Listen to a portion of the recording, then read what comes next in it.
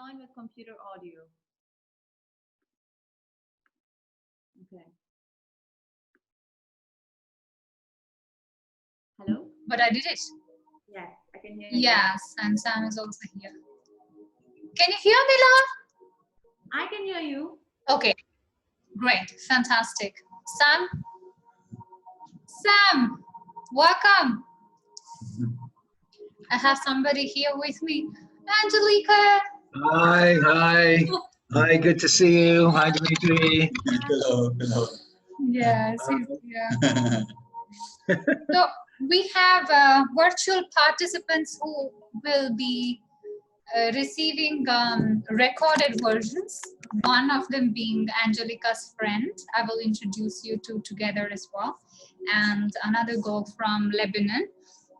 So we have 3-4 people more who may be joining live one or the other time, but they cannot be together with us on live. So I'm recording the version. It's recording, yeah? Automatic.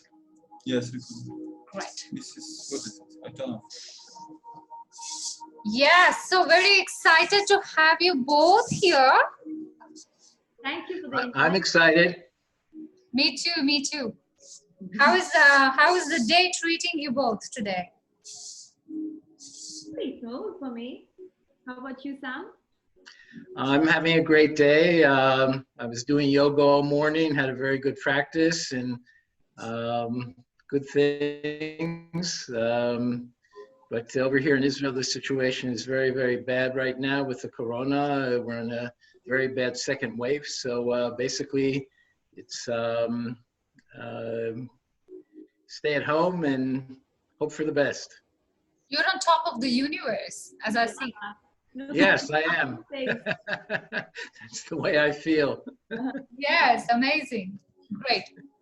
So Dimishka has another session, so he's going to take leave of us. But before that, I will just do a very small invocation, just to establish this. Oh, Yulia is also coming. Great. So one moment. I'll turn on a light in a moment. Yulichka! Hi. Hello! Hi, Hello! how are you? Good. Very good. Very good. So, thankfully, you joined us also on the live, but there are few people who are taking only a record because they are in different time zones and we're okay with recorded versions. So we have Angelica. She's also my soul sister. Down to the left window in my gallery view. Then there is Sam. He's in Israel. And I think you both know each other from the last session. Yeah. Yeah. Who?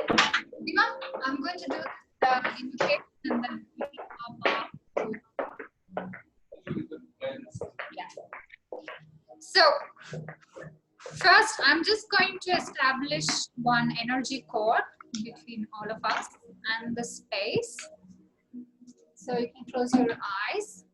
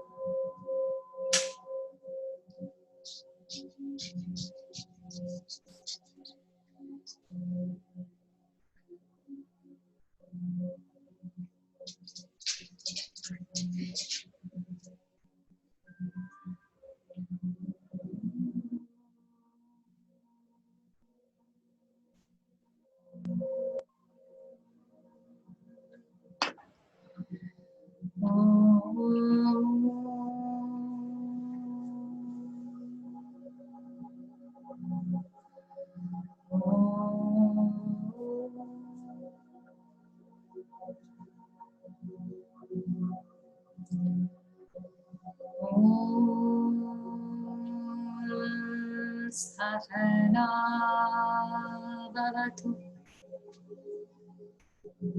Sahana bhunaktu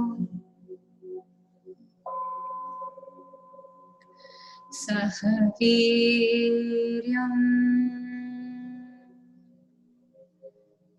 Karavavahai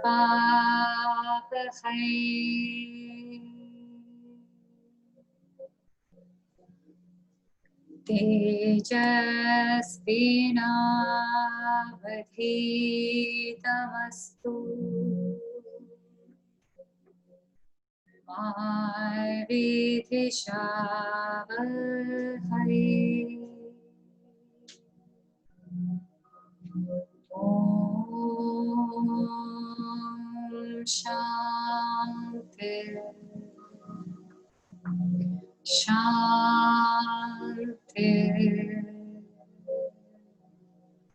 Shanti.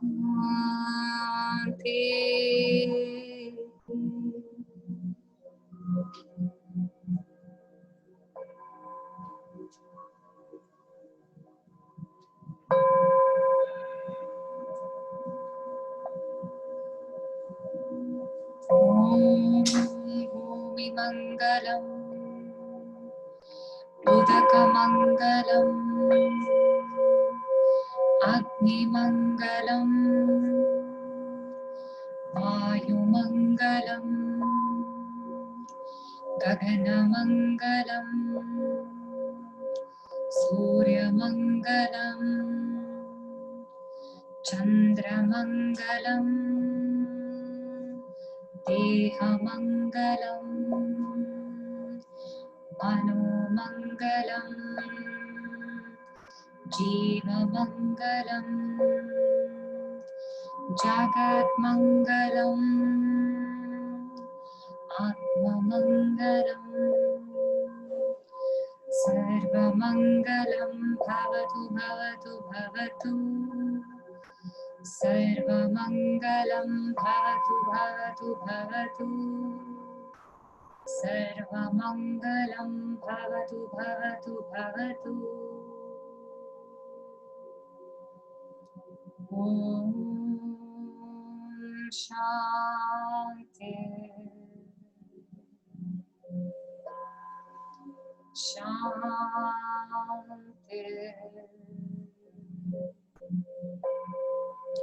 Shanti.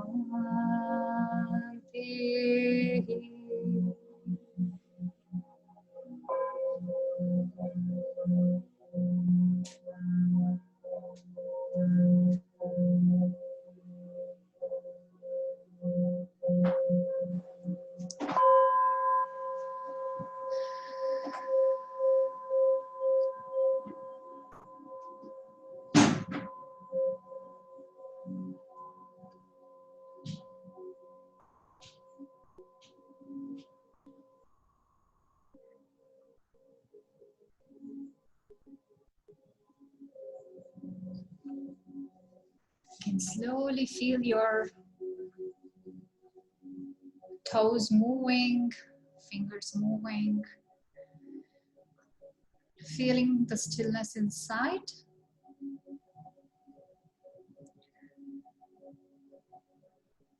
Feeling very grateful for the space we have made for more divinity to fill in.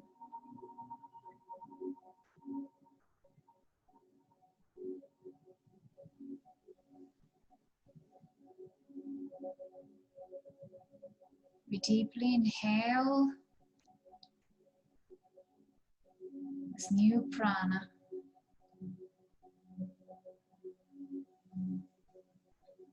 And with a deep exhalation, we come back, return to our body.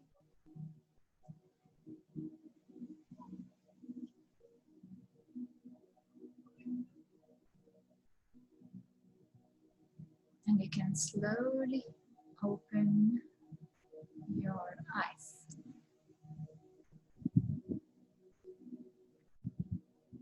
Welcome back. Take your time.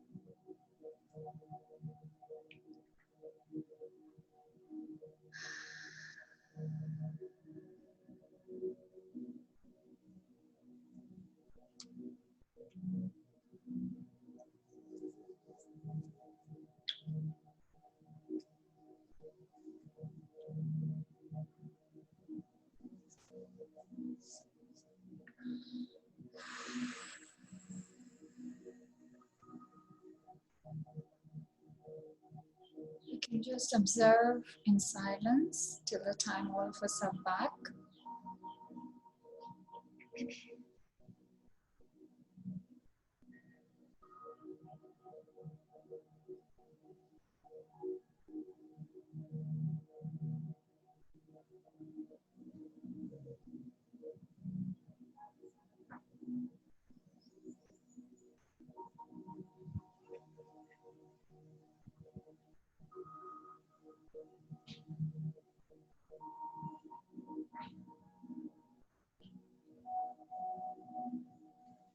This moment of silence gives us a time to reflect what's going on, all the clutter, all the running thoughts,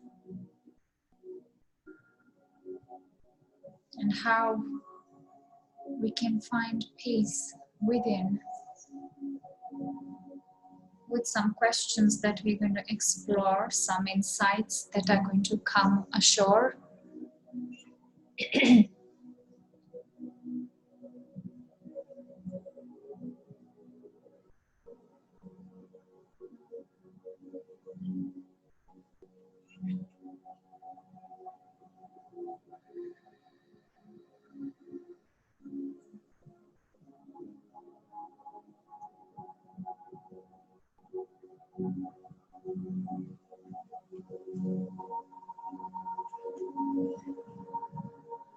We will be going into a deeper practice, so I just want to set the flow in place. We'll just wait for Sam to land. And welcome, Sam. So we can just go through the flow of the practice. I'm going to share the screen. So for a few moments, you will not be able to see me, I think.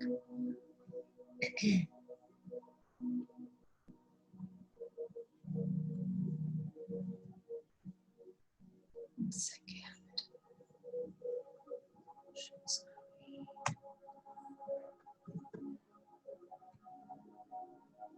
Okay, can you guys see the screen? Let me know. Not yet. I see you. I see all four of us. But not the screen yet? One moment. Not your screen, no. Oh, One second, it's coming. Yes. okay. Okay, great. So I'll just present what structure of the program we're going to follow. So we're going to have an agenda of the day today being Guru Poornima. So we're going to dedicate our practice especially to few beings of light who've been there for many millennia, and having basked in their grace and light, there will be some special mantra practice which is from the Buddhism tradition and which I got as a gift. So I will be doing Buddha medicine, which is going to be a part of our meditation itself. So that is something only for today as an agenda. But overall, we're going to start the structure of this program always with an invocation, which I will present. Then we will go to boot ourselves up with some pranayama. We will stick to something very basic, which is Kapalabhati and 9 cycles. As we go along, I will take you through the different cycles and different levels that we can follow. And I will be able to advise each of you as per your biochemistry and bioplasmic field. Then something very exciting, which is etheric body cleansing. So most of us already have intuitively got some ways to feel clean, especially when we have some kind of an interaction. So today we will learn some tool. I will be doing it for all of you. At the same time, I will also make you guys do to learn a new tool. So we're going to use light and sound and try to understand how to feel the bioplasmic field and how do we clear the cords that come from within to other people? What kind of attachments are they? How do we trim them? How do we trim the stem? How do we trim the roots? And how do we feel practically? Is there any difference, or is it just an imagination? We will go through that. Then, as a part of our meditation practice, I will be guiding where we will have intuitive flow to energize and cleanse our energy centers, the chakras. I don't use the chakra opening per se, because it doesn't happen like that. But what we can do is we can cleanse and we can strengthen our chakra system. Then we will also do dissipation of thought forms and attacks. I will explain it as we go along.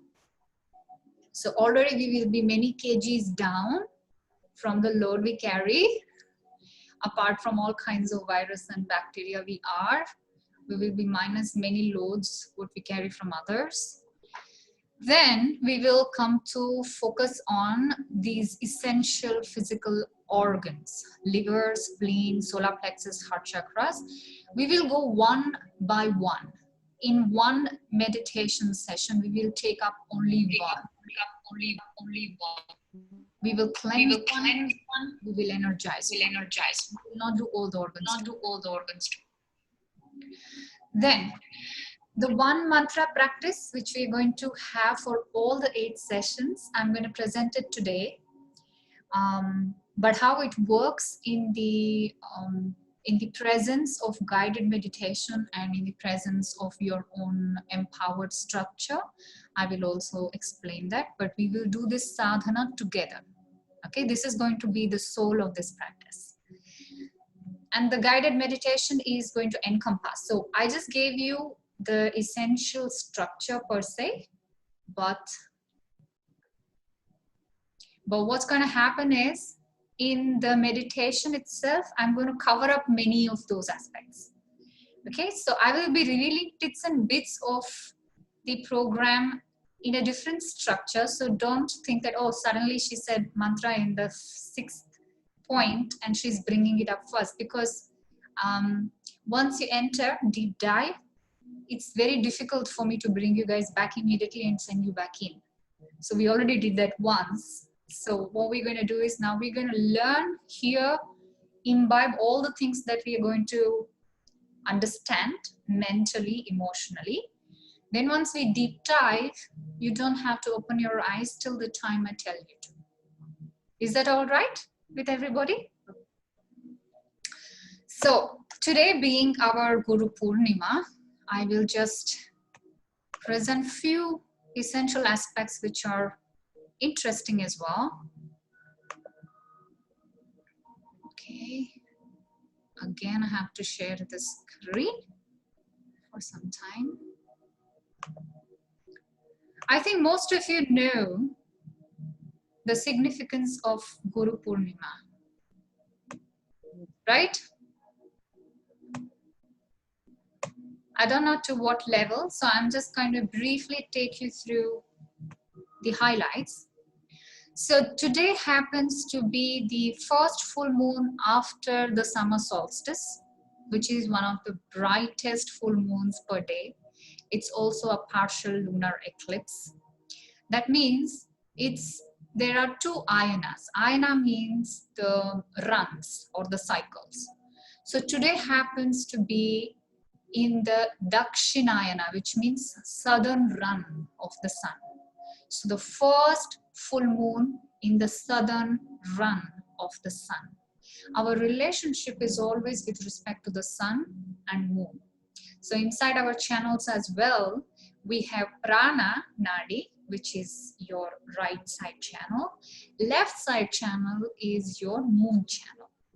So that is how even astronomically what happens outside affects us inside, and what happens inside also is reflected on what we witness in the physical gross matter. And this phase is very conducive for sadhana, for practice. Why so? Because our body is made up of 70 to 90% water, right?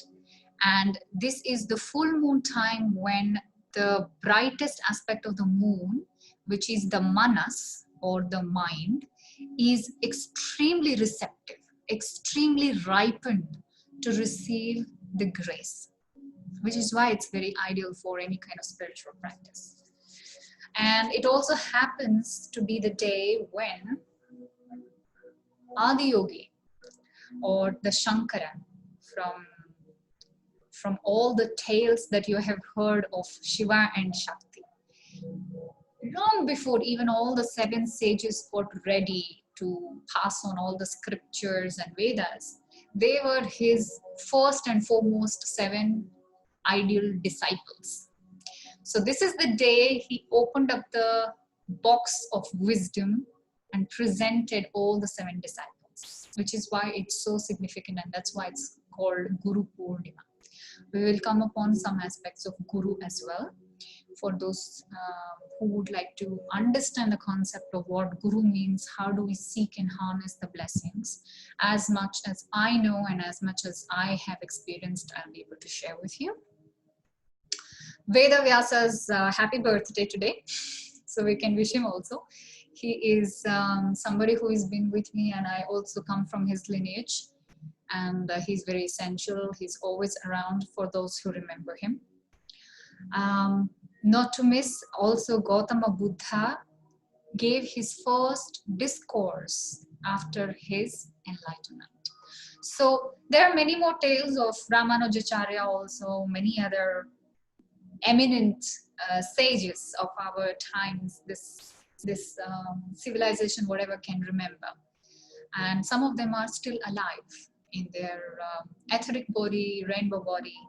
And the way we can tap their energy feels is a science, is pure science. It's not just imagination. And we will be doing one of those sessions very soon. So Guru per se comes from the energy of 2 letters or aksharas, Ga and Ra. One of the Upanishads, which is Advaita Araka Upanishad, it says, Gu Shabdas Twandhakara Syat Ru Shabdas Tan Nirodhaka Andhakara Nirodhitvat Guru Rityar Abhidhiyate, which means Gu represents darkness, Ru represents its cessation or removal. Due to the property of removing the darkness, the name Guru is given. Okay, so I would just like to come back a bit. So this is the meaning which is explained. As I have told you guys in the past, Samskrita is extremely powerful, not just from the literature point of view, but also cryptic language which can harness and withhold many, many ripples of meanings. Yeah, the energetics of Ga means some aim. Aim, like an objective. Okay, and Gu per se has 2 dhatus, Ga and U. So Ga imbibes in itself the meaning of aim, objective, something which is hidden. Guhya. You've heard of this word, Guhya? Guhya means something which is supposed to remain a secret. Gupta. All of them come from this dhatu. Okay? And at the same time, as you saw, what does it say? Gu Shabdas Twandhakara. It also means darkness. And Ra is something which lights up. It comes from the source of sun. So Ra, wherever there is, you will see there is more prana. you will sweat a lot physically. That means mentally you will be more alert. Emotionally, you will feel more rejuvenated. Spiritually, it can burn up to ashes. It depends on the way you pronounce, the amount of prana you put in it, the energy center which you harness at that point of time. So that's why mantra yoga includes all the other yogas. It is not an independent yoga alone. It has all the aspects of the whole spiritual science. So for example, if I were to do Ra practice from say Mooladhara, it will have a different effect. If I make it little harsh, Ra, Ra, it will have different effect. If I make it Ra, Ra, it will have different effect. The way I will energize it with my intention will also have a different effect. The letter which will appear before, after, along with it will have a different effect. So all of these things put together have created the presence of the aksharas. And I think Sam would also know, and Julia has attended many of my sessions. So she knows what akshara means, right? Yul, what is akshara? Me? Or Yulia? Yulia. It's Angelica's first session with Akshara. you. I think she's just very like a sponge. Yul, what is akshara? Don't remember, honestly. Maybe I felt it, but to describe, I don't remember. Yeah, I think it's maybe you have forgotten the definition of it. Akshara means na ksharati, the one which cannot be extinguished, the one which cannot be destroyed. What cannot be destroyed? Only energy cannot be destroyed, right? Everything in this universe goes back to the elemental level of existence. So what has remained before our species and what will remain after our species are long gone, before my memory came into being, even as a small presence in the whole of the universe, what always remained as a frequency, as an energy form, is this akshara. That is the meaning of akshara. So when we make it, see, it doesn't feel bad. Aksharas per se in the mantra yoga, the way we have as a guhya or rahasya adhyayana, means secret study or a download, they were very clever. The way it came from is, the first one is Adi Shankara, Shiva. He downloaded it and he gave it to 7 sages. And out of those 7 sages, when they passed it down, there were about 2000 schools of yoga that were formed in India. Then Patanjali came and integrated all of them and made it into one yoga with 8 folds. Even then, they encoded all of this knowledge into something very visible, but something which cannot be decoded by a naked eye. Maximum, we can take the scripts. For example, if I write the English alphabet A, and I say, okay, this is an A. Okay, just learn this as an A. You will learn this. But will you know the energetics of why is A? Why can't A be E? Because E is E and not A.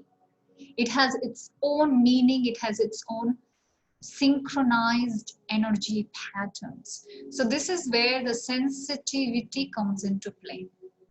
At an outward focus, these are just literature points for us to study the deeper secrets of knowledge.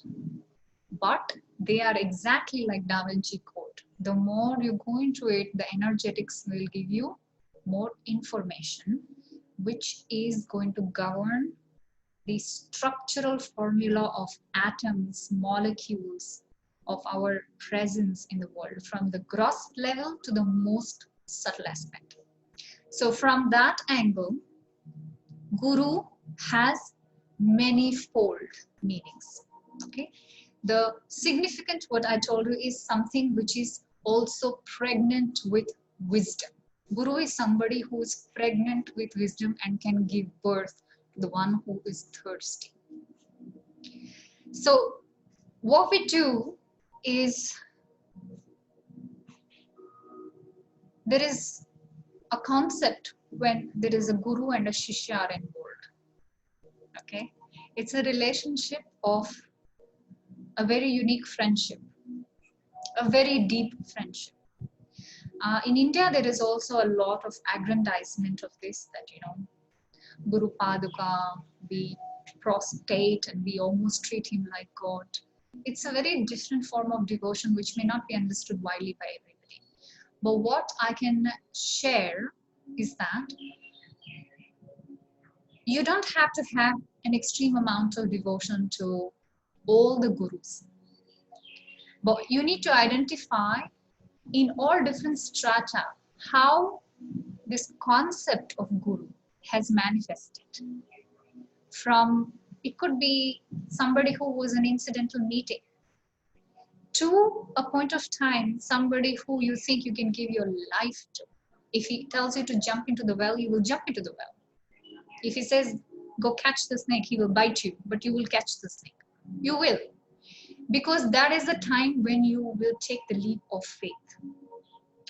And certain times, the oral transmission of knowledge has been retained in different lineages and restricted. My own personal journey also was like that. I was yearning and in pain when I was a child. I used to cry, who is my guru? Oh my God. At the age of 8 or something, I was like pining for my guru. Many things happened, but ultimately everybody's path is different. Some people you find are very good. Some people you find can seemingly damage, and some people may not find, because who they find are guides. Okay, but whichever phase of recognition you are at, you can give your thanks and gratitude to the whole overall lineage of gurus. Okay, you can consider Buddha, you can consider Jesus Christ, you can consider Yogananda Paramahamsa, or whoever your heart goes out to, because they are very much present. And because I'm holding these sessions, whoever I am in the lineage of automatically come here to hold the space, and you can offer your prayers to them. So it's all in your way how you feel up to it. Okay, so just for the convenience, I'm gonna tell you the lineage I come from, and you will also be a part of it. Is Buddha, Padmasambhava, Master Chikoksi, Vedavyasa, and Agastya Muni, and Ganapati Muni. These are the 5 people. Plus Yogananda Paramahamsa, Ramakrishna Paramahamsa, they're always there. They are my astral guides and my loves of my life. So they will always be there to protect. And in addition to this, if you have anybody else, please call them in your energy field, because when we will be doing the meditation, I may not be able to tell the exact name, but you can call them energetically and have them in your auric field. Is that okay? Yeah. So today we will also be offering our prayers in the invocation, calling these angel guides. And then I will move over to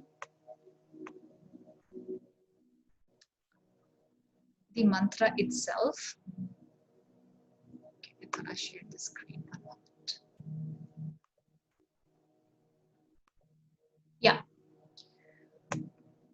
Just before we practice, this is something that you need to get used to. It's called Hridaya Vidya Mantra. Sam knows about it, I already gave him this. Om Hrim Hamsa Soham Swaha. Om Hrim Hamsa Soham Swaha. Om Hreem Hamsa, Soham Swaha. I'll make each of you repeat so I know you're exactly pronouncing the right pronunciation. Briefly to know what they mean, because every session I will be revealing some new aspect about this mantra. Okay, Om itself I can take 3 days to go into the energetics, but right now let's see that it's energy matrix. The whole universe is governed by the vibrations of Om, called Pranavanada. Hreem is a Shakti mantra. It's a Shakti Bija mantra. Shakti means power, Bija means root, mantra means a formula or a code of vibration which has a purpose to fulfill. So what does Hreem do?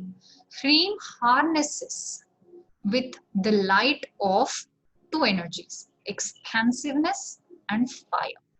Ha is expansiveness, okay, it's from the space. Ra is fire.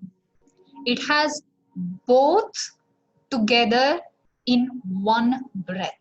Ra. It's not ha, it's not ra, it's ra. It also has one basic principle of movement, which is upward movement. So we have something called as primal vowels, A, E, and U. In this, we will be utilizing E. Hreem, Ha, Ra, E. Okay, you recognize 3 basic different syllables, right? And means deepening. It's called Anuswara, which is, it deepens everything. Later on, maybe in the 2nd or 3rd class, I will be asking you to trace the movement of the energy and you will be able to trace the movement. For now, just let's grow familiar with the pronunciation and its meaning, okay? Coming to Hamsa. Now, Hamsa and Soham are like mirrors of each other. This is one mantra, irrespective of any religion, class, consciousness, education, or even being conscious or subconscious about it. All the beings practice this mantra. It's called Ajapa Japa. This is the mantra of the breath itself. So is inhalation, hum is exhalation. But when you put it in a cyclical format, so becomes exhalation also, hum becomes inhalation also. Okay, so hum, so hum, so hum. So this is an ongoing process. And by doing so, by dwelling on this breath, which is the fuel, what happens is there is an awakening of discretion. Discretionary powers are recognized by one symbolic image of swan, which is why if you see most of these spiritual giants, say Art of Living or Vivekananda Ashram, you see swan is always there, correct? Have you noticed why swan appears in all of these spiritual aspects? Is because it can discriminate and distinct between the water and the milk. It's a very powerful sensibility. It's called Viveka. Viveka means the power of discretion. So the essence of the power individual being harbored in the small vessel of body becomes a bigger cosmos, because the recognition of the breath will take you to a higher cosmic level. And by virtue of doing that, you become it and it becomes I. So this is the mirror image or the reflex formula, where identification shifts and suddenly there is oneness, like 2 spheres of the brain. In the middle, there is one aspect which conjoins the two. If your focus comes to that, that is when the Advaita happens. So this is symbolic of attaining that Advaita. Okay. Now Swaha. Swaha. This is a powerful suffix used for a very specific action. Swaha energetically is the wife of fire. She amplifies. So there are some carriers in Mantra Yoga. I mean, when we go deeper, you will understand there are many carriers for mantras. One is your wind, second is your water, and the third is fire. And there are 9 tongues of fire. And the way fire was a carrier, olden times when they used to perform yagas and yajnas, was they used to offer the mantras, and he being a carrier used to go up to different dimensions called Swarga Loka and other lokas. And the action of his performance was amplified when they used to give it as an offering to his wife, the recognition of his female aspect of Swaha. So when we use this word, whatever we are doing is the intention. It gets more amplified. Also, it is relegated with the element of fire. So this mantra is not mine. Okay, its mantra is given. That means somebody in the deep meditation has received, energized, and passed it over orally. This is a mantra called Hridaya Vidya mantra, which means it's for spiritual cleansing. Spiritual cleansing, which will include cleansing of karmas. I never ever delve into the concept of karma, usually not in the first session, but over a period of time, you know, like really the universe has given me 2 tight slaps saying, why are you ducking this? You have to come and talk about this, because there is a huge wall I had towards this concept of karma. But now I have understood how powerful it is, and it's not at all frivolous. There are 3 types of karmas: agami karma, prarabdha karma, sanchita karma. Okay, so it is not like as simple as you reap what you sow. Not just like that. Because if everybody used to think that whatever is the action that we're going to do is the only way to decide upon our intentions, then half the world would have saved itself. But in reality, our thoughts are very powerful. They are the best carriers for magnetizing any kinds of manifestation. So, shifting a little bit to quantum physics angle, have you heard of Dr. Joe Dispenza? Anybody? You have, yeah? Great. So Dr. Joe Dispenza is a neuroscientist, and he has done amazing amount of study with brain scans, and he's also had spiritual experience. What he's done right now is expressed the spiritual understanding of all what sages have said in the language of science. What he also chooses to say is karma exists. It's almost like the theory of simultaneity. In the space-time continuum, there is nothing like one fate. It's not one fate. It's not point A to only point B. He says, in the center, you have many options simultaneously existing. This propensity, the propensity with which we choose an option is our karma. Nice? What is propensity? Propensity is most likelihood. I started liking arts. Nobody can make me like arts, right? You think about it. What do you like in your life? Anything that you started liking. without any logic.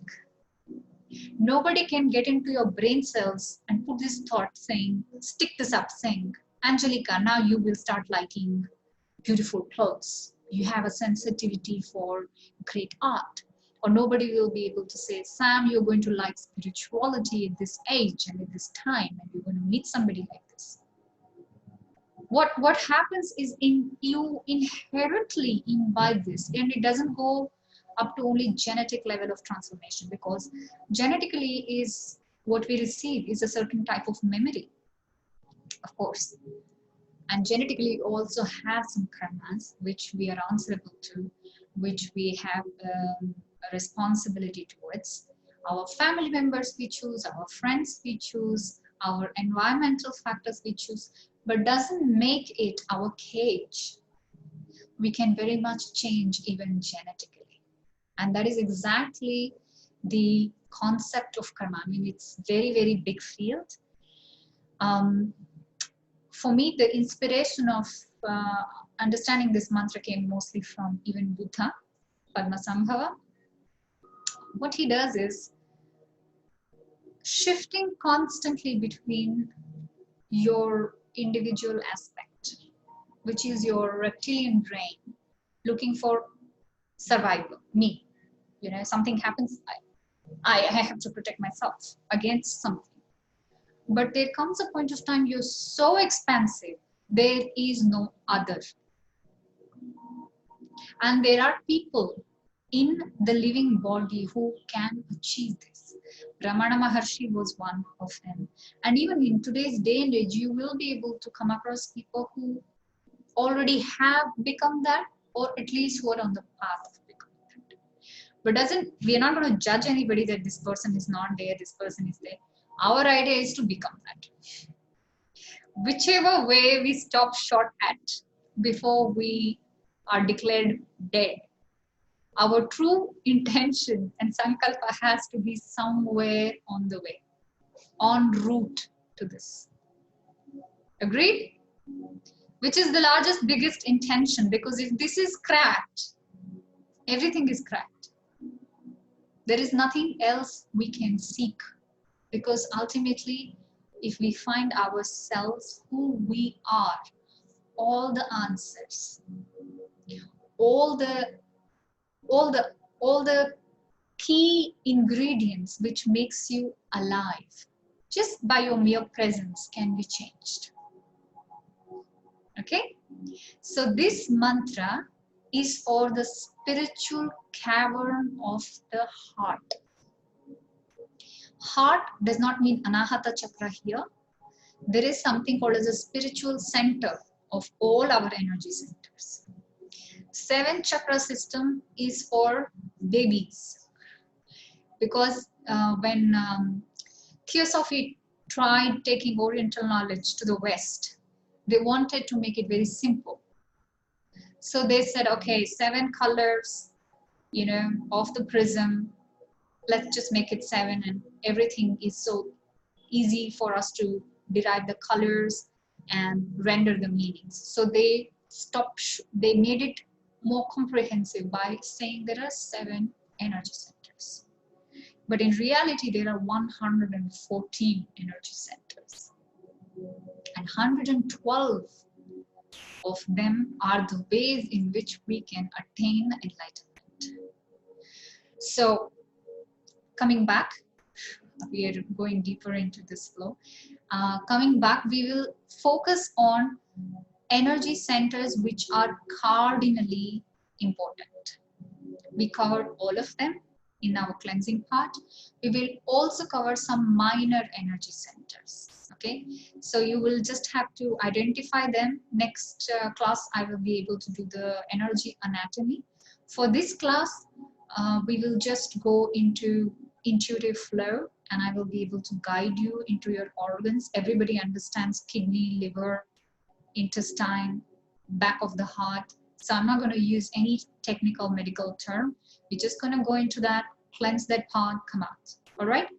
So one by one, we will try to repeat this mantra, and just quickly recapitulating 3 aspects which are essential for our mantra practice: right pronunciation, right breath, right intention, and right asanas, right? So asana posture, we will keep ourselves as straight as possible. If you can sit on the chair, you're most welcome to. Let your feet be firmly footed on the ground, but ensure that your back is as straight as possible, because the energy cannot ascend if it is not straight, okay? Breath, we will do the pranayama anyway, and the pronunciation is what we have to crack, starting from Angelica. You're going to hear the pronunciation. You have to unmute yourself, my love. Yes. Remember the full mantra, but I will just try to remember. Om, Hrim, Hamsa. Let me share the screen 1 second. Okay. Okay. Now, is it easy? Just 1 second. Yes. Om, Hrim, Hamsa, Soham, Swaha. Okay. So, a minor correction here. Om. See, Om, Om. Om, Yes, Om. Hrim. It's Hrim. Maha. Yes, Dirgha. Hrim. Hrim, Right. Hrim. Hrim, Yes, correct. Hrim. Hamsa. Hamsa, Yeah. Soham. Soham, Swaha. Swaha. Correct. Now, one more addition to this practice is that whenever you say this, you have to inhale, hold the breath, and while exhaling, you make the pronunciation. Okay, that's in the mantra practice. All right, can you try? Okay. Om, Hrim, Hamsa, Soham, Swaha. I know I got the Hrim very short, but it's Hrim, Yeah. Hamsa, right? Yes, yes. Hamsa. Hamsa, because it has anuswara. It's exhalation. See, these energetics, as we go along, I'll be able to explain more detailed. Everything in one class will be too much. Hamsa, Hamsa. So it's Hamsa. exhalation. Yeah. I see. Hamsa, Soham, Swaha. Soham, Swaha. Perfect. Cool. You can mute yourself, love. We move to Sam now.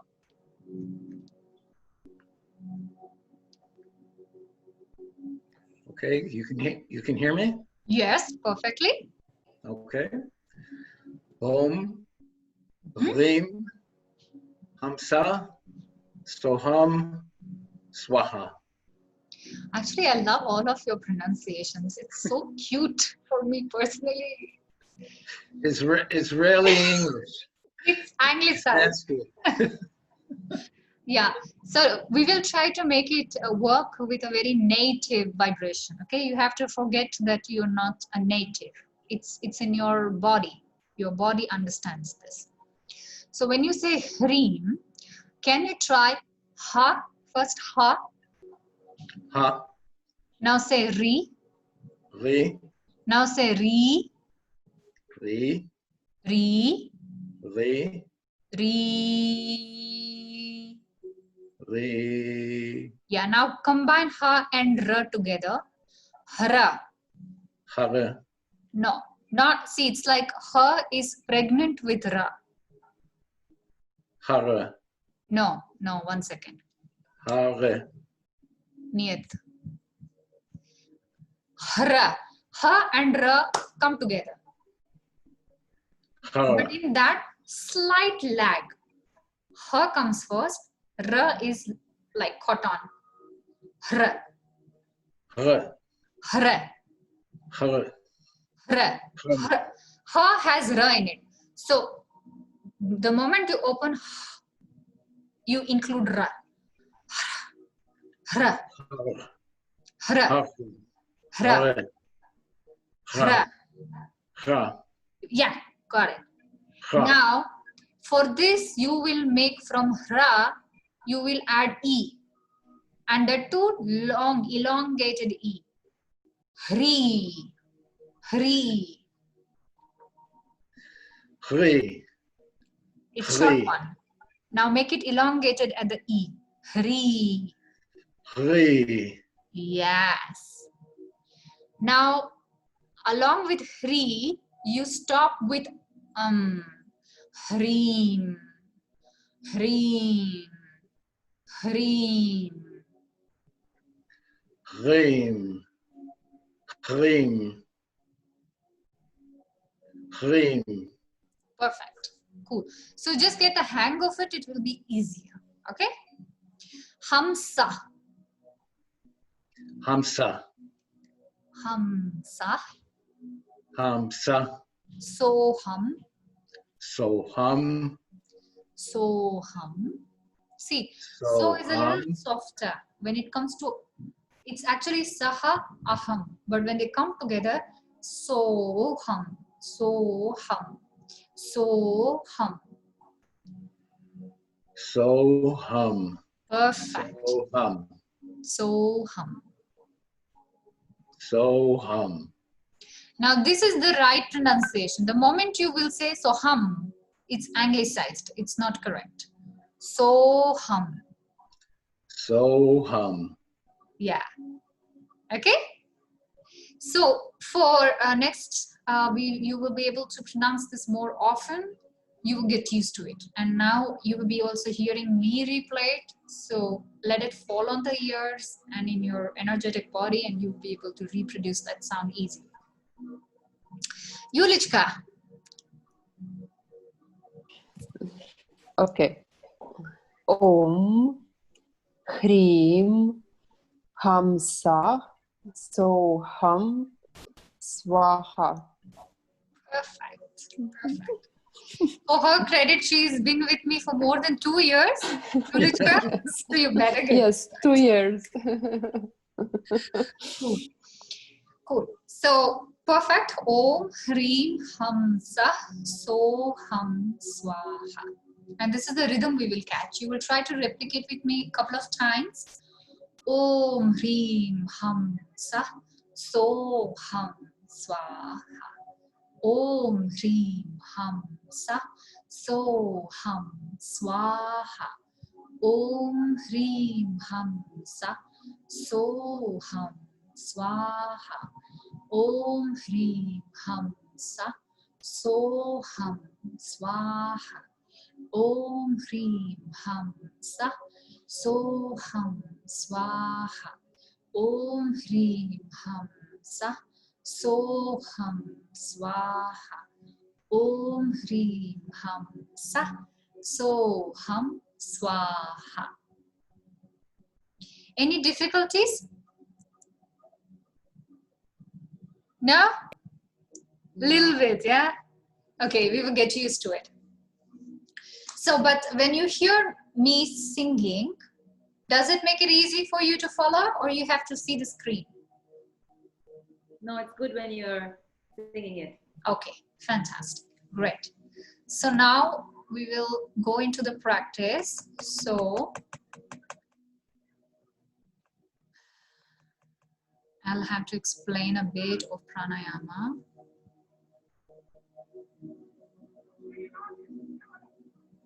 Share screen again.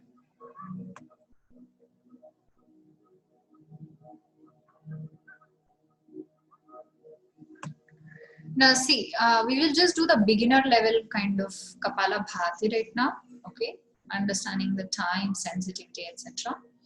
It's just to get your spinal cord get magnetized with the breath, okay? So Kapalabhati, most of you know, but I'm still going to repeat it. So we inhale, and it's a very conscious exhalation where the sound is produced only by the exhalation, and your diaphragm and your stomach, your belly is the one who's going to push the breath out. So initially, if you have to check it, you think that there is some mosquito here or a fly, and you have to make it go away only with exhalation.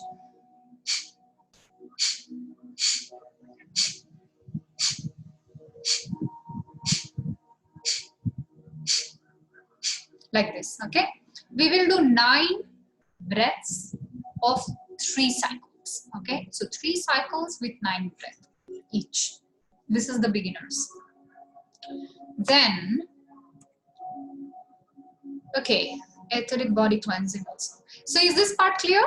So when I will say when we shut the eyes, I will ask you to do this. I hope nobody will need any prompt to open the eyes, because don't open the eyes. It cuts the connection, all right? Now coming down to etheric body cleansing. Now just rub your hands. We're going to activate our minor chakras of hands, okay? So this is the center of your palm. With your thumb, press the center of your left palm first, like this.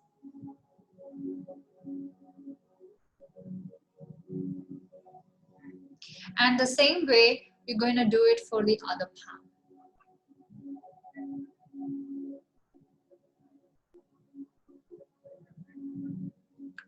Now it's exactly, you flick it and your hands are sensitized.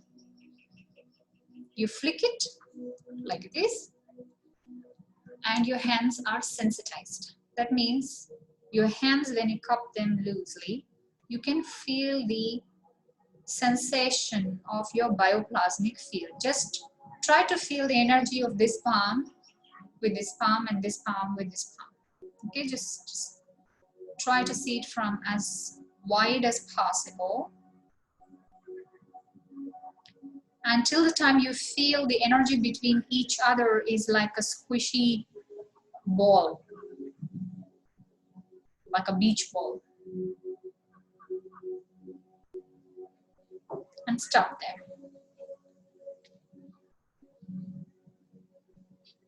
Okay? And come back like that, widen it more, and come back together again. Try to feel the energy till the time you know there is a presence of something in the middle.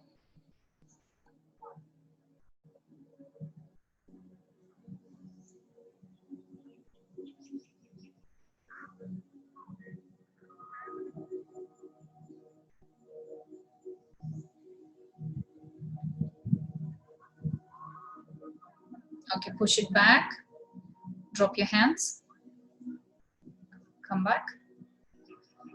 You guys can see me, yeah?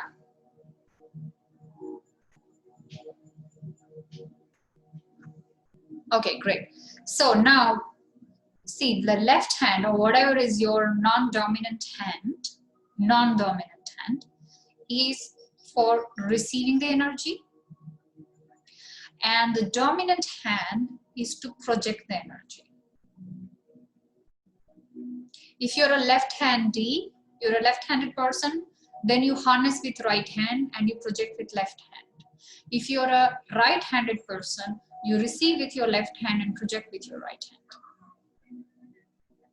All right? Great. So now what we do is there are many ways to harness the energy, but we're going to use 2 channels.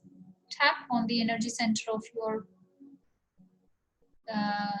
crown chakra here a couple of times, and here thymus, just above the heart chakra.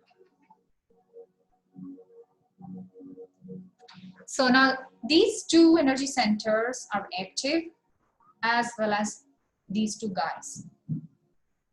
Now energy body cleansing, very simply put, I'm going to energize you guys with white prana. Okay, don't repeat after me. Put your tongue on top of your roof. Okay, and just sit still. Just sit still.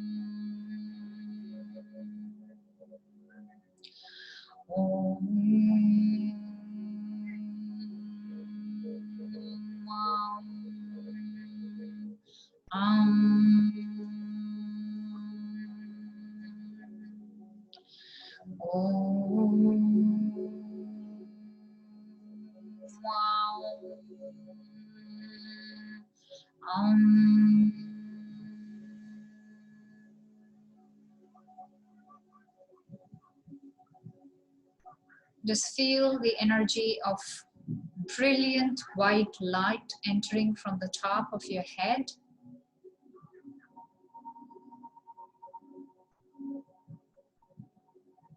That is your spiritual column from your higher energy center and has been attached in full faith. So be it, so be it, so be it, and so it is. Tathastu Bhavat. Om Shanti Shanti Shanti. Okay, you can open your eyes.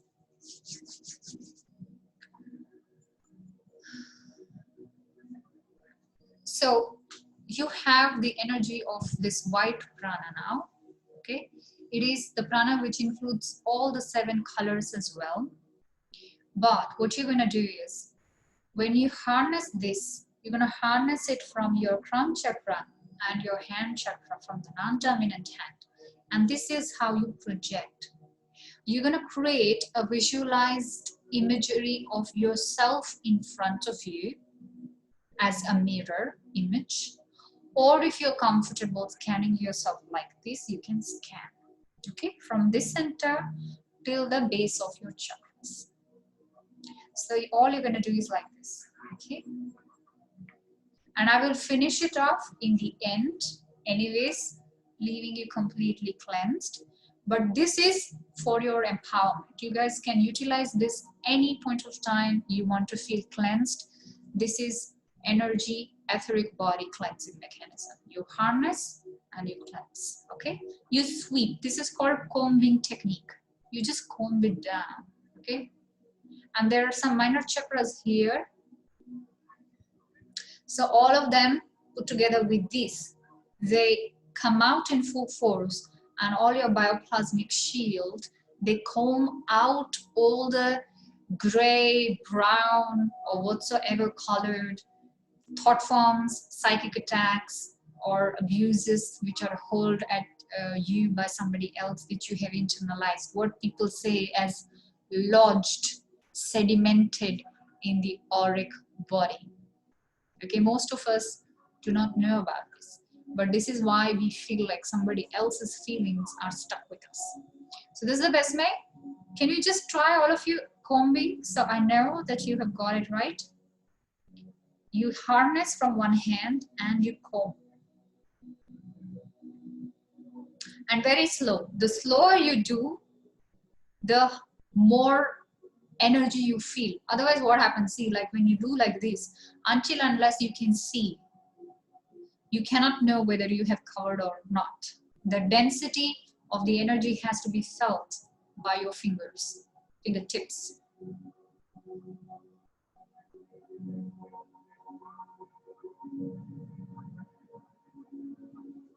Okay, so when you finish combing your frontal part, now you imagine your back is in front of you, like somebody is standing in front of you, and it is you whose back you can see from your eyes. And you comb from the top of the head till the base of the spine, and from the base of the spine till the tips of your toes.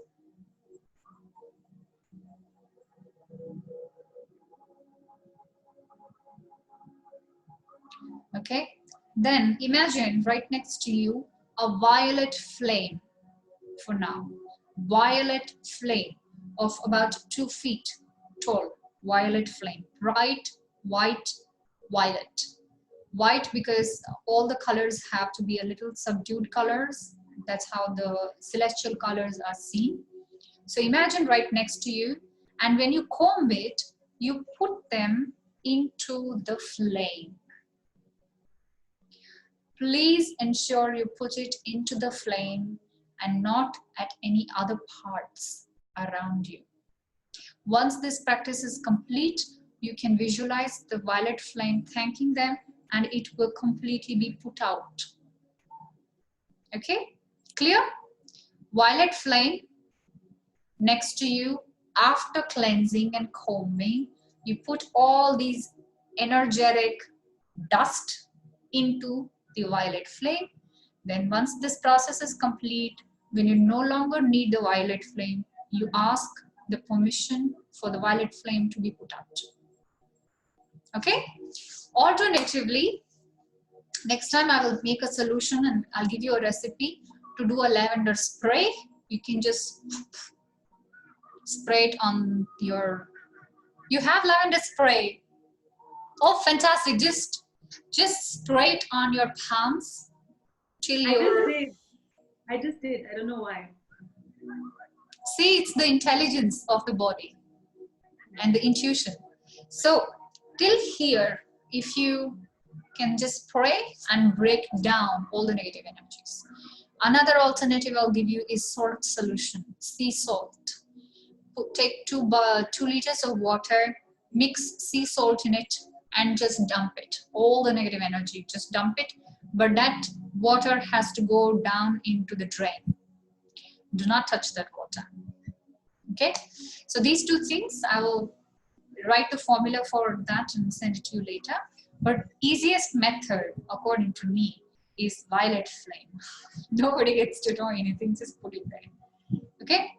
Great. So we have done the combing.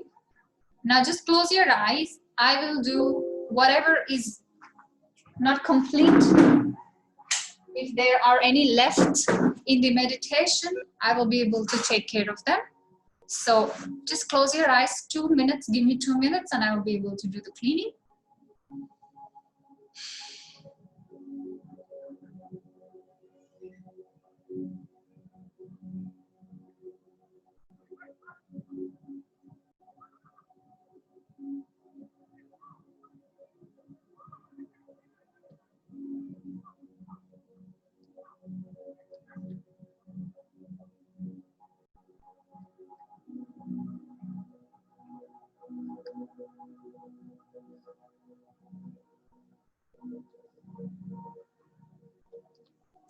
Okay, done.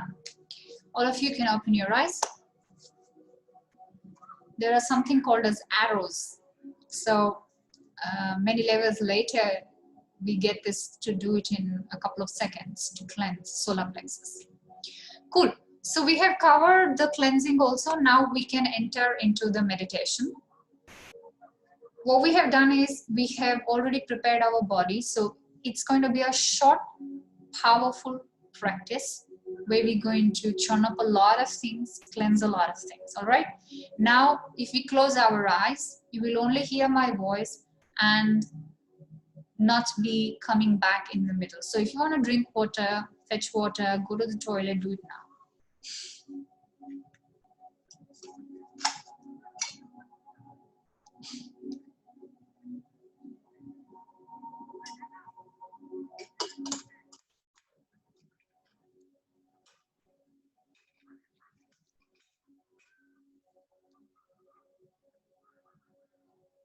All right. So back straight, shoulders stretched, rolled back. And now we enter into a space of nothingness by just allowing ourselves to close our eyes when we are ready.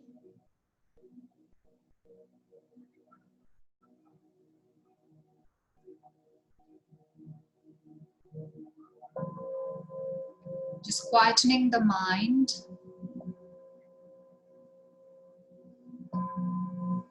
being observant of our breath.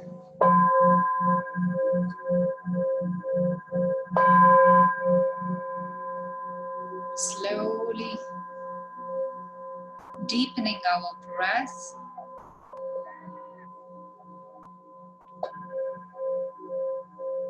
By saying inhale, and our inhalation goes deep into our belly.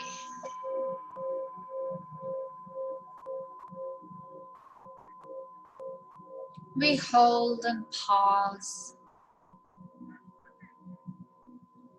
accumulating everything we can get rid of, we need to get rid of.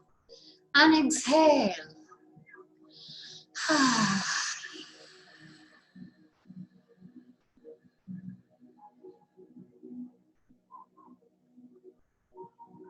Inhale again, deeply.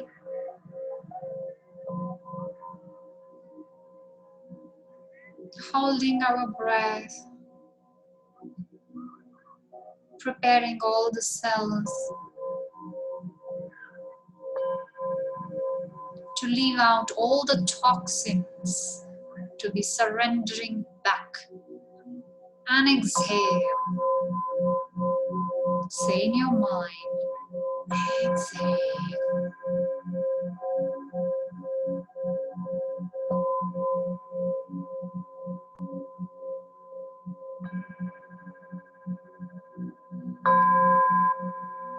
One more time, deeply inhale.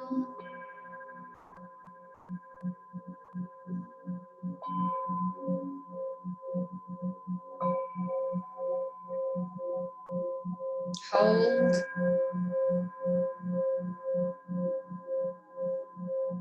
And exhale.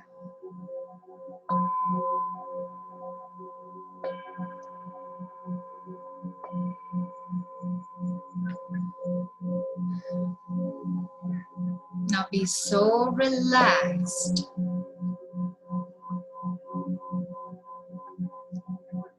Feel the energy of light and sound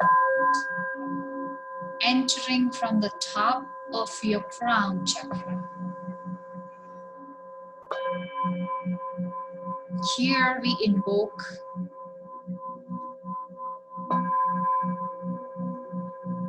guides, angels, spiritual masters, Padmasambhava, Guru Vedavyasa, Agastya Muni, Yogananda Paramahamsa, Ramakrishna Paramahamsa, all the archangel angels,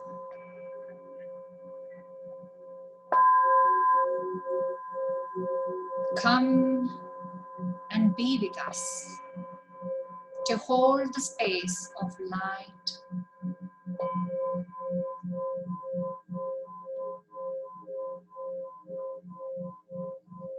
Asato ma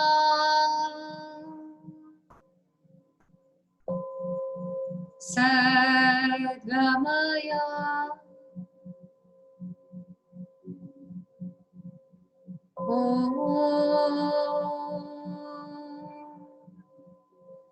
tamaso ma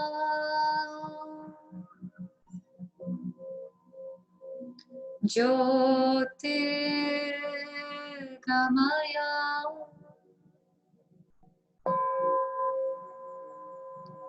mrityorma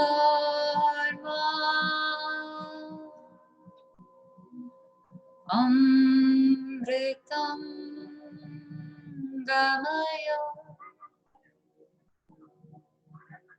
Om Shanti Shanti Shanti.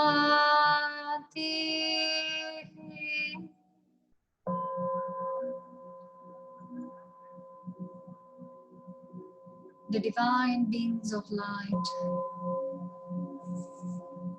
take us and make us move from untruth to the space of truth. Carry us from darkness to light. Liberate us from death, the fear of death, to the realized immortality,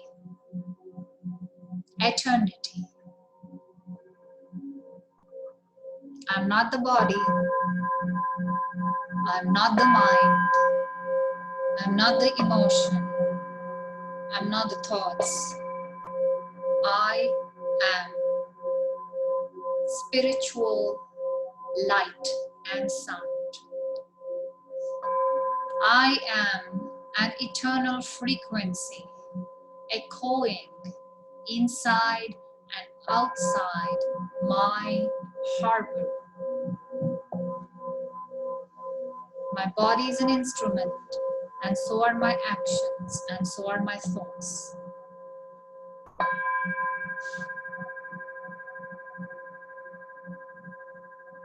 I am peace, I'm eternal, I am Shiva, I'm beyond word, I am the silence, I am the space. I am the fiery truth. I am the spirit of truth.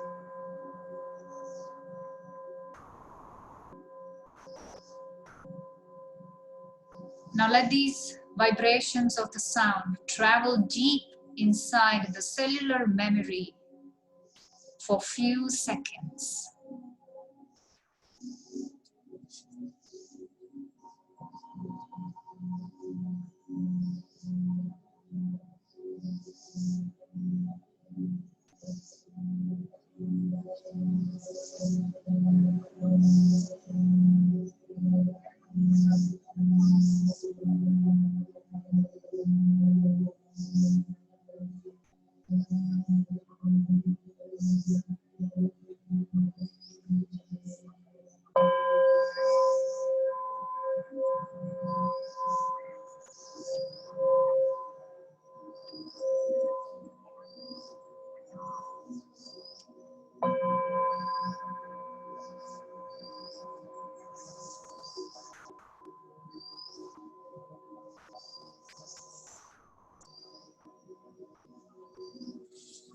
The light from the top of your head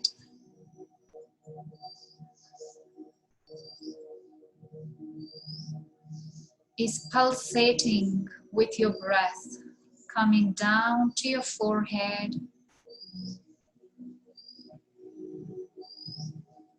energizing and cleansing and extracting all that is not served in your Ajna chakra.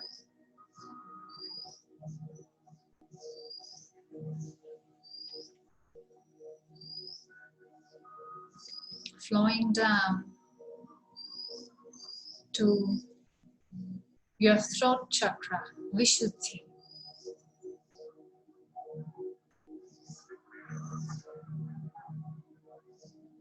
All the thought forms, the negative entities which do not belong and not serving any rightful purpose of your higher spirit, are extracted, removed, and discarded from your shield.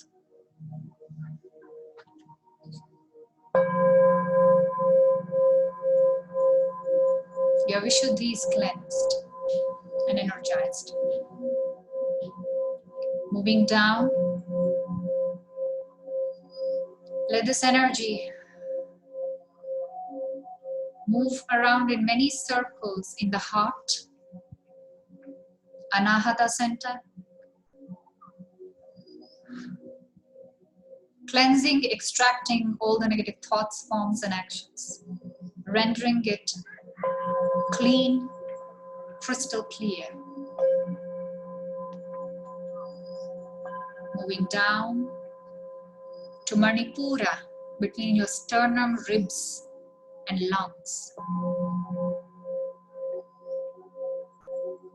Extracting, cleansed, and strengthened. All the entities unplugged, unchained, and removed from your system right now. Coming down to the navel center, front and back.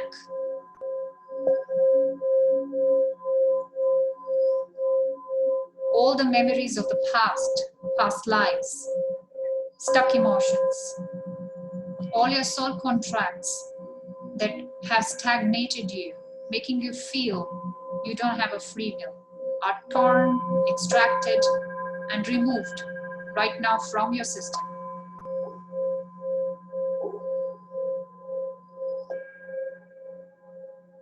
Further down to the sacral chakra, cleansing all the muddy colors of sexuality, suppressed structures of society, making you feel unfulfilled, too much, demanding, raw,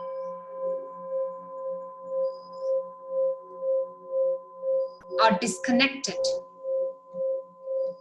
extracted, cleansed out of your system right now. Moving down to the base of your spine. You're feeling completely secure. All the fear of insecurity on this planet Earth are being unplugged, extracted, derooted, and cleansed from your system. So be it, so be it, and so it is.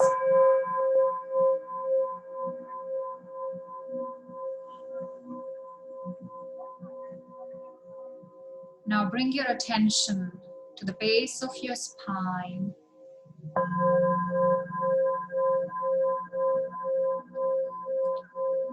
As you bring your intention to vacuum clean your body from all kinds of diseases, physical, mental, emotional, and any kind of spiritual hindrance, with love and kindness. Feel the power of your breath. You inhale and exhale. As I say 3, 2, 1, go, you can start doing your Kapalabhati 9 times. Starting 3, 2, 1, and go.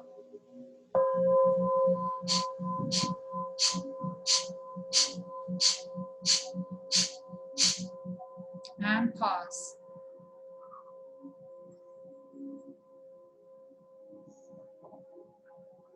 Observe how your entire system is realigning, making your breath feel like a viscous fluid, like mercury.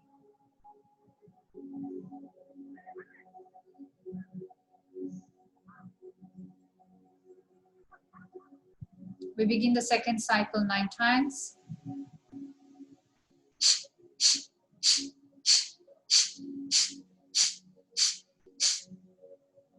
And pause.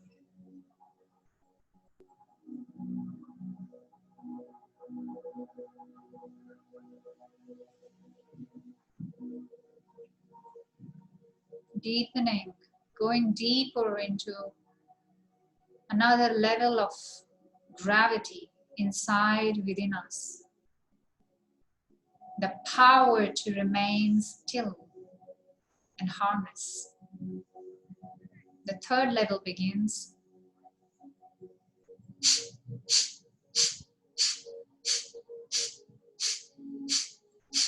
and then pause.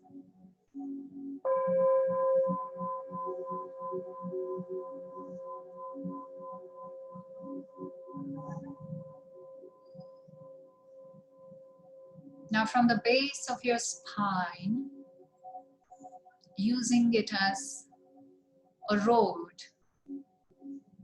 you ascend from the base of your spine to the center of your spiritual heart, slightly above Anahata Chakra, where the thymus gland is. So you cross Swadhisthana, sacral, navel chakra, Manipura, Anahata, and somewhere around the center of your heart, you feel there is a cave which is very, very safe for you to enter and enter deeper journeys. This is your inner sanctorium.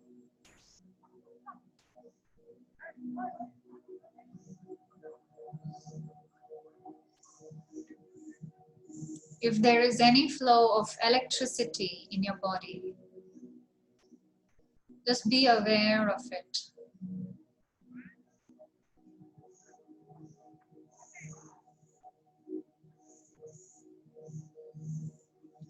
Once you station back in this place of your spiritual cavern of heart, you breathe in and out again a couple of times to feel home.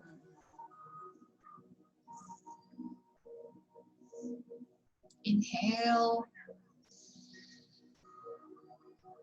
and exhale.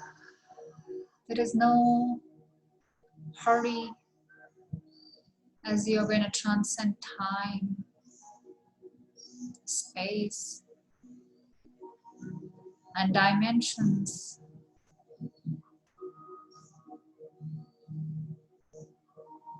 Are going to open up. Whatever is right for your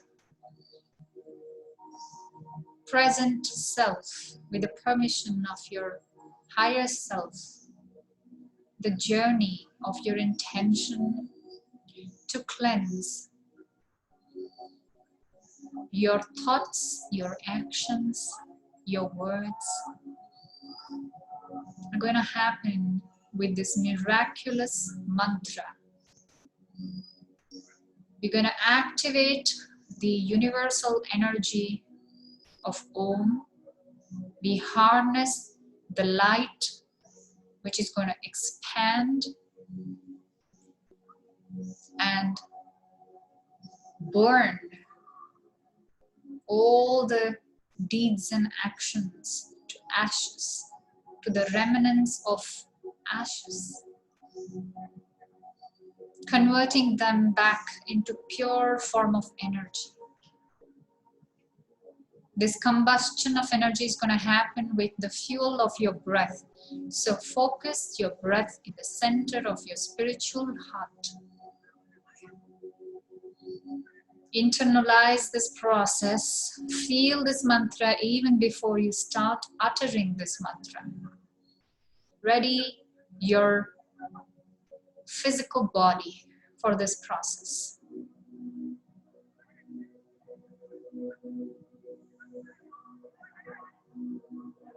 Inhale deeply.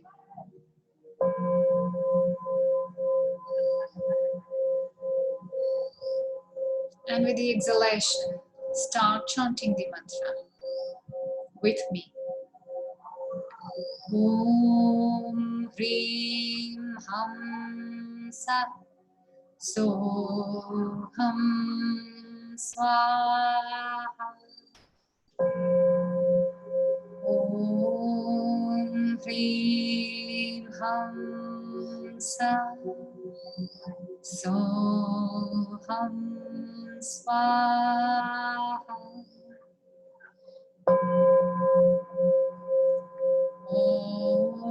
Hrim Ham Sa Soham Svaha. Om Hrim Ham Sa Soham Svaha. Om Hrim Ham Sa Soham Svaha. Om Hrim Ham Sa Soham Svaha. Om Hrim Ham Sa Soham Svaha. Om Hrim Ham Sa Soham Svaha. Om Hrim Ham Sa Soham Svaha. Om Hrim Ham Sa Soham Svaha. Om Hrim Ham Sa Soham Svaha. Om Hrim Ham Sa Soham Svaha. Om Hrim Ham Sa Soham Svaha. Om Hrim Ham Sa Soham Svaha. Om Hrim Ham Sa Soham Svaha. Om Hrim Ham Sa Soham Svaha. Om Hrim Ham Sa Soham Svaha. Om Hrim Ham Sa Soham Svaha. Om Hrim Ham Sa Soham Svaha. Om Hrim Ham Sa Soham Svaha. One last time. Om Hrim Ham Sa Soham Svaha.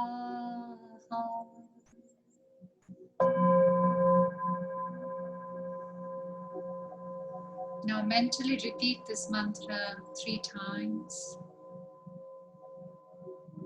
And let the energy of this mantra go into each and every organ of your body, from the top of your head to the tips of your toes. from the tips of your fingernails, toenails, to entire bone marrow, blood, muscular system, respiratory system.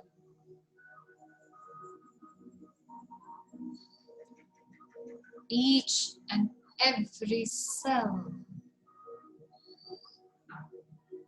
of your body.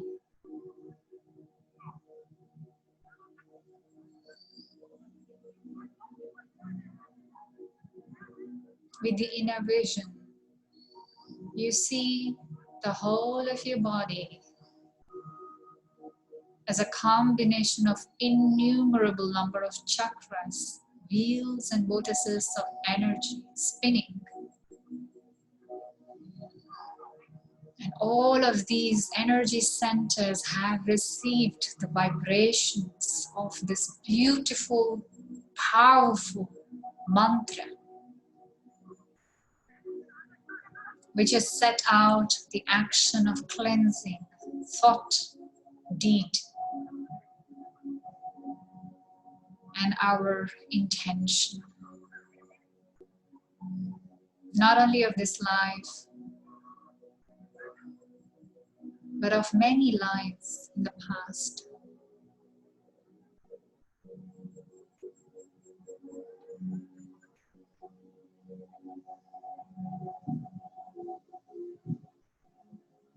The nucleus of each of these cells are pulsating.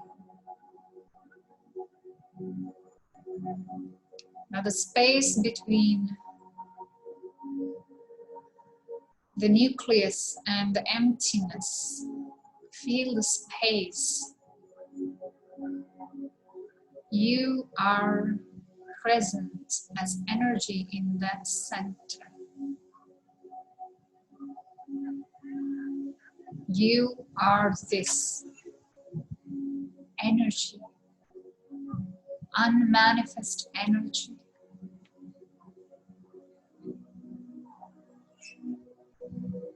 You're bridging with the help of your breath to suck this energy into your physical energy, into your mental body, into your emotional body, into the body of your intuition, into the body of your bliss.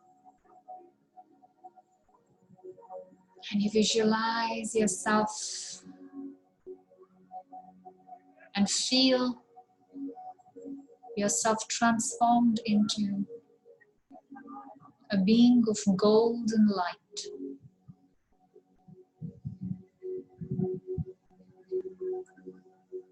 This is the nature of your gross level presence.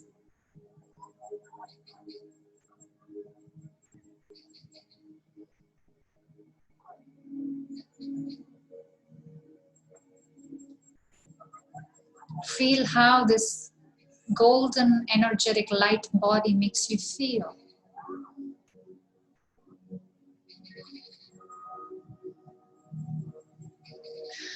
How do you see and feel your own breath going in and out?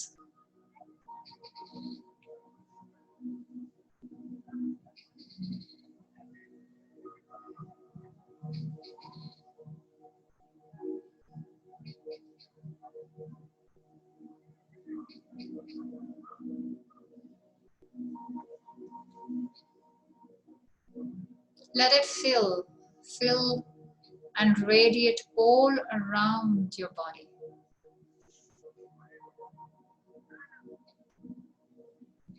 Be in the moment of experiencing your own light body. This is you.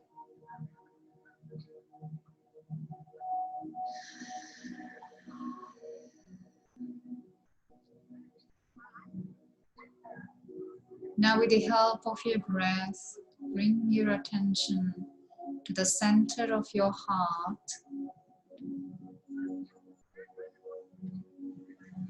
In the center of your heart, you feel gratitude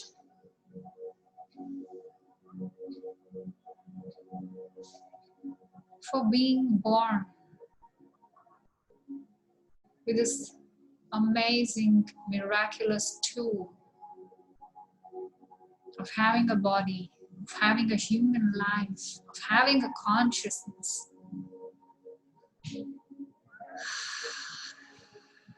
Take a moment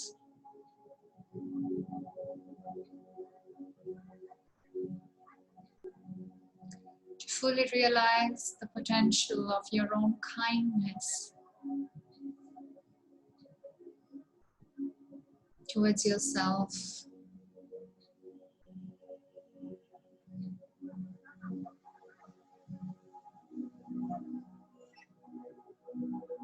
Inhale this gratitude towards your higher self and acknowledge all the lessons that may have appeared good or bad, but have brought you to this time and space of who you are becoming. You are always a becoming. You're always a process of transformation. You are alive.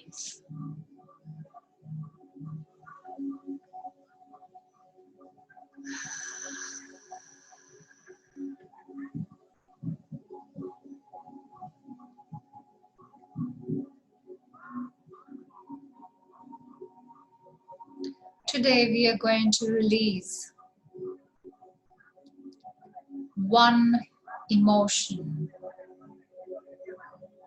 which has held us captive. One person, it could be you yourself, or it could be somebody else who has troubled you.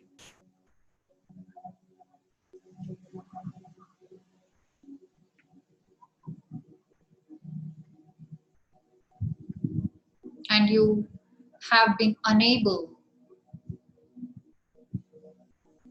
to forgive.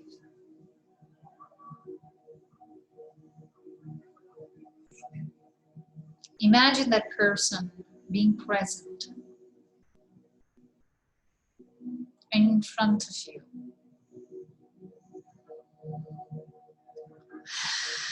If it is you yourself you haven't forgiven for any specific action, with this golden light being of who you are, release this energy of compassion and understanding,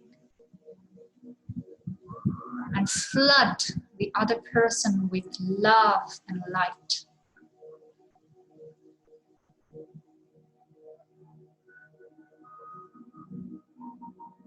And as you feel this expanse, you feel some response back coming towards you.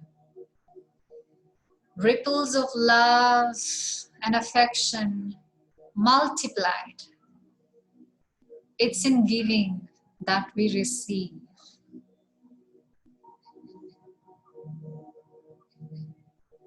It's in sharing that we receive. It's in the forgiveness that we are forgiven.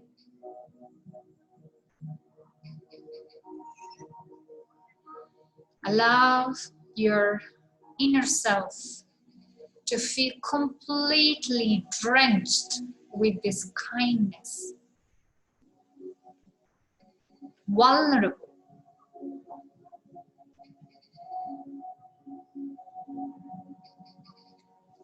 Exploding with ecstasy.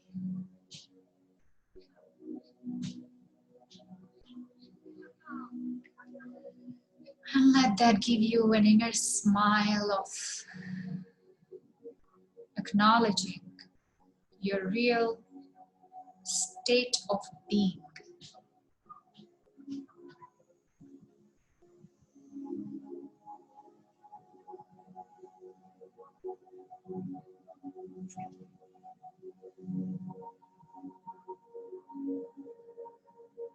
Now, after a few seconds, feeling grateful towards this person.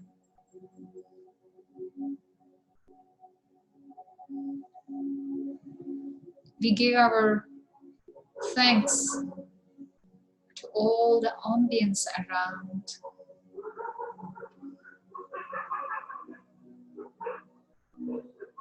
To the house, all the inanimate objects, and all the people, beings of life. They are all basking in the same vibration of love we are exuding.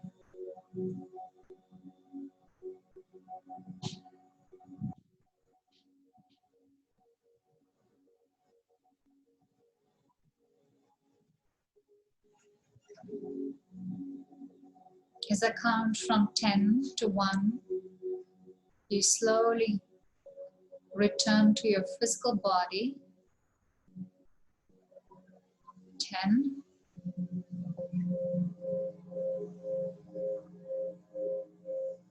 You're slowly becoming aware of multiple bodies you have and you're experiencing. 9. From the higher self, you're looking down upon yourself, your physical body.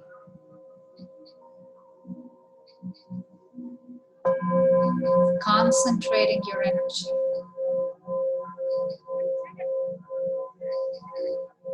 8.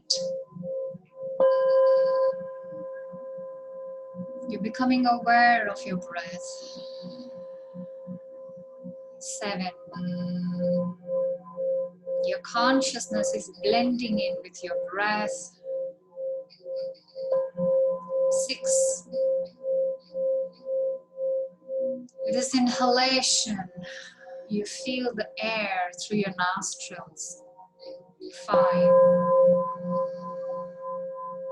Throat. 4. Heart. 3. Navel. 2. Sacral. 1. Base of your spine.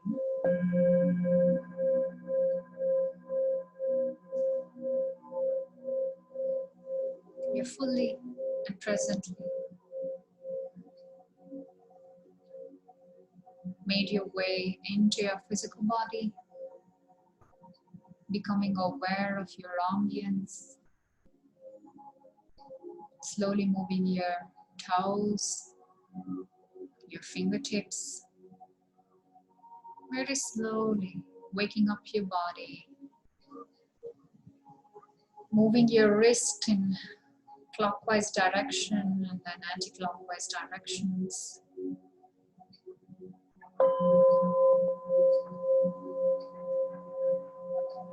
Bringing your hands closer to your chest, gently massaging and moving your body in some kind of a rhythm as you feel alive. Moving your hands to your throat, your face, your eyes, your forehead, and gently massaging your eyes. Exhale and slowly open your eyes when you're ready.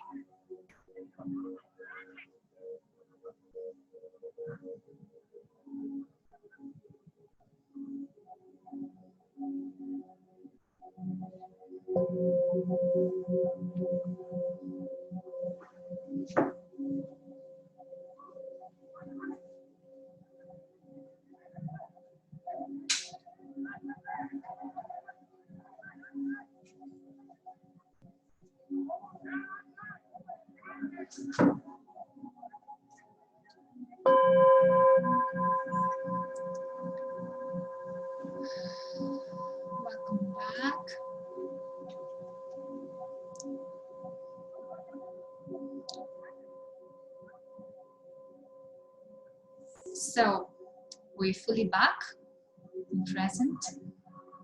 We're open to sharing. If any of you want to call, say something, feel a calling to say something. Or if you want to be in the space of silence, it's okay too.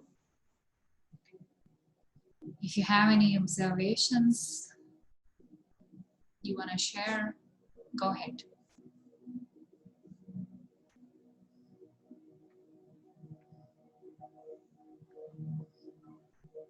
It was very, very beautiful. Thank you.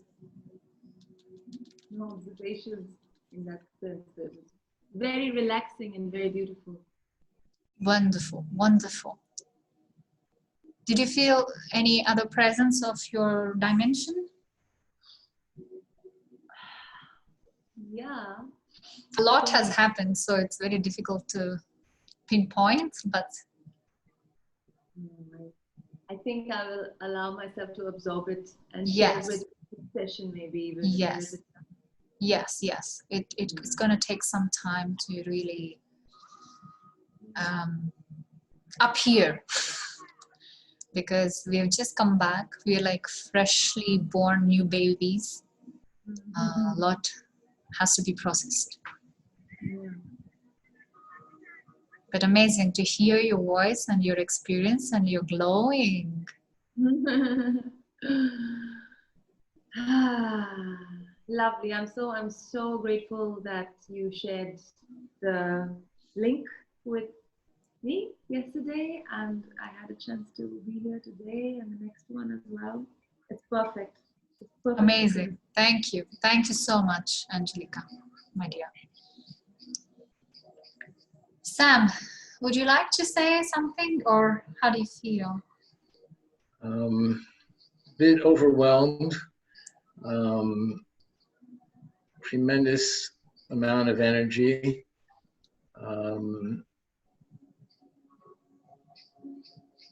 It was as we came to the latter part and you moved this along to thinking about someone that we've had conflicts with or whatever. That was a big, a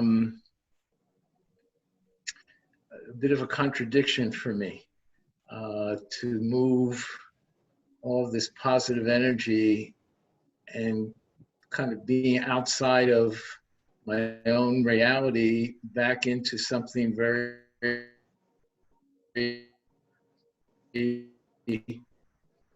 concrete and trying to direct the energy in that way. So I need some more time to process what happened there for me. Yes. Yes. And but it was an amazing experience, and some points I felt completely out of myself, and other times I was able to feel everything, and it was a very big mixture of many things, many emotions. But the overriding, the primary thrust was this just tremendous amount of energy and getting rid of the things that were in the way, and feeling that energy. That's the overriding thing right now that I've taken away from it, that happened to me during the session. Amazing. Amazing. Yes, take some time to process it, because it's a lot of energy, and that's why I skipped even Buddha medicine mantra, because it was already so much that I was also spinning. My chakra was also very heavily spinning, and this was enough at this moment. We will deepen this slowly, because if it is too much, too intense, it can be a congestion, a pranic congestion, which we also don't want. Yes. Mayuri, do you have any recommendation until Wednesday to say this mantra at a particular time? You hear me? See, it's usually the same time. It said what happens is, see, another dimension. These light beings, they visit you at the same time. They go from the solar cycle, because whatever is your planetary mechanisms, either they govern by what you intuitively feel is your lunar cycle or your solar cycle. So if it is the same time of the day, it is best suited for your body, mind, and emotions to collaborate together, sit together, and recreate this experience to take it forward. So you mean if I did this tomorrow at the same time? Would be very ideal. Okay. But if it doesn't happen, no need to kill ourselves for it anytime. I would say if it is not possible at the same time, do it in the morning. The moment you wake up, you have a glass of water, warm water, before indulging in too many conversations. I don't need to say, please pass me the phone, switch the geyser on. It's okay. These things are okay. But not detailed talks like, hey, how are you? What's the plan on the day? Hey, no, get into an argument or something. No, just before you start the day, do it. Or in the evening, like a crepuscular time, when there is a switch in the cycle in the nature. Sun has set and the evening has begun. In that crack is called Sandhya Kala. These timings have immense power because the veil is very thin of any state of the day.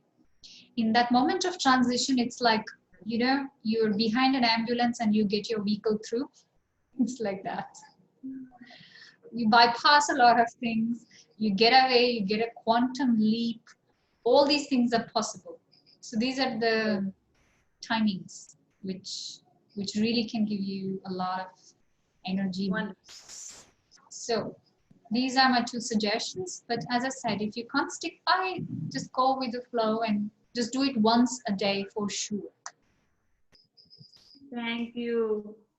So I'll see you on Wednesday. On Wednesday, yes. How does it suit both of you? And I will also check with others.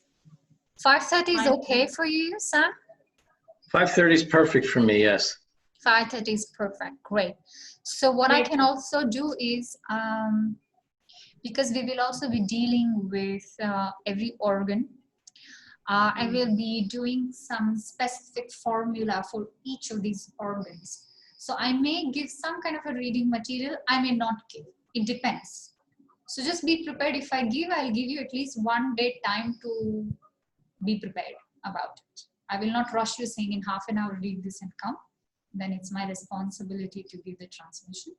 But if it's possible, there are times I may ask you to just glance over it. So we don't really spend so much of time in imbibing that knowledge during the course. Okay? All right. Thank you so much. I think Yulichka kind of dropped out in the middle because I think she had to run and I couldn't admit her back. I'll send her the recording. Namaste. Namaste. Thank you. Bye. Thank you. Thank you so much. Bye-bye. I'll just stop the recording.